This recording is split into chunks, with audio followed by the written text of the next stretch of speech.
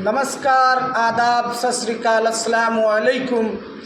आपका स्वागत है सच्चाई के दर्पण में। मेरे दोस्तों, किसी ने एक शेर कहा था, न स्याही के हैं दुश्मन न सफ़ेदी के हैं दोस्त, न स्याही के हैं दुश्मन न सफ़ेदी के हैं दोस्त, हमको आईना दिखाना है दिखा देते हैं। इंडियन नेवी लेफ्टिनेंट नेवी नवीन सर ने 26 साल की उम्र में उनकी शादी 16 अप्रैल को हुई थी। वे अपनी पत्नी के साथ छुट्टियां बिताने गए थे। उनको क्या मालूम कि ये पल मेरे जीवन का आखिरी पल है, और उनको क्या पता कि कल की खुशी मेरे जीवन की अंतिम खुशी होगी। इन दरिंदों ने उनकी खुशी को छीन लिया। जिस आगोश में नई नवेली दुल्हन के उनके पति को होना था, उसी आगोश में एक नई नवेली दुल्हन के आगोश में उनकी पति की लाश पाती है। ज़रा अपने दिल पर हाथ रखकर सोचिए, वो कौन सा किस पल होगा और किस तरह की घड़ी होगी। मेरे दोस्तों, बात यही नहीं रुकती। बात उन मासूम, उन मजदूर, लाचार माँ बाप के अकेले बेटों की भी है, जिन्होंने अपने माँ बाप का एक अकेला इकलौता चिराग अपनी रोजी रोटी की खातिर सैलानियों को घोड़े पर घुमाया करता था, और उससे जो पैसे मिलते थे उससे अपने माँ बाप, अपने बाल बच्चों की जीविकोपार्जन चलाता था। जब उन्होंने आदिल शाह ने देखा कि आतंकवादी सैलानियों को मार रहे हैं, तो उनसे यह बर्दाश्त नहीं हुआ, क्योंकि वह भारतीय मुसलमान थे। उन्हें अपनी वतन से गद्दारी उन्हें कतई पसंद नहीं। मेरे दोस्तों, उन्होंने खुद अकेले निहत्थे सैलानियों से लड़ पड़े, यहाँ तक कि उनकी हथियार भी छीन लिए।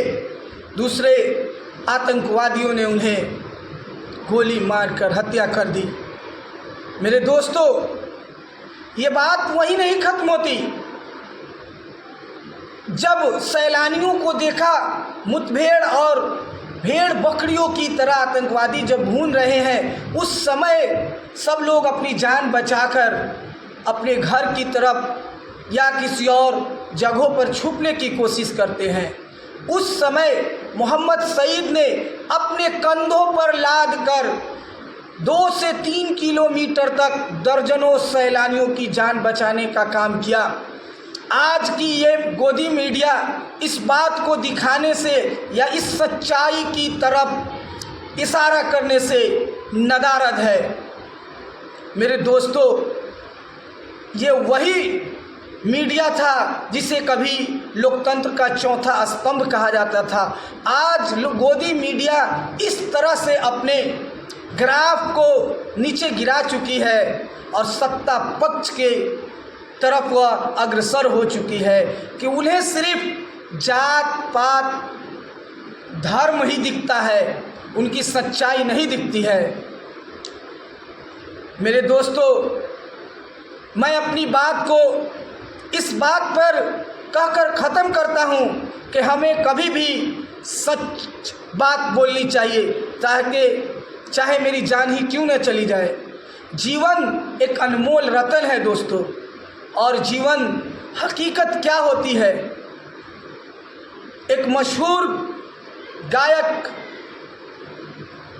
जिन्होंने अपनी इस सुंदर पंक्तियों में न जाने कितनी सुंदरता के साथ सजाया है, मैं उनकी इस गायना के साथ मैं अपनी बात को ख़त्म करता हूँ। संतोष आनंद जी इसके लेखक हैं, और वह ये लिखते हैं, कुछ पाकर खोना है, कुछ खोकर पाना है। कुछ पाकर खोना है, कुछ खोकर पाना है। जीवन का मतलब आना और जाना है। दोस्तों, जीवन का मतलब आना और जाना है। क्या पता था कि उन नई नवेली दुल्हन की आगोश में जहाँ खुशियों से उनके गोद भरे हो, वहाँ बियाबान जंगल में उनके पति की लाश उनके आगोश में हो। जीवन का मतलब तो आना और जाना है। 2 पल के जीवन से एक उम्र चुरानी है।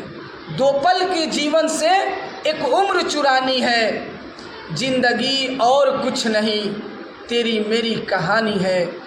मेरे दोस्तों, सच का समर्थन कीजिए और मेरी इस आवाज़ को एक दूसरों के साथ, सत्ता पक्ष के लोगों के साथ शेयर करना ना भूलें और मेरी इस आवाज़ को बुलंद कीजिए, क्योंकि अगर आप मेरी इस आवाज़ को बुलंद करेंगे तो हम भी आपके साथ कदम में कदम मिलाकर और सच बोलने में हमेशा किसी तरह की कोई कबाहत नहीं छोड़ेंगे। इसी के साथ हम अपनी बात को ख़त्म करते हैं इस शायरी के साथ। अंबर इलाहाबादी ने कहा था, सच बात कहने की हिमाकत नहीं करता, कैसा लहू है तेरा बगावत नहीं करता, बेजान मस्जिदें हैं, खामोश है मंदिर, लगता है तेरा शहर इबादत नहीं करता। नमस्कार, आदाब।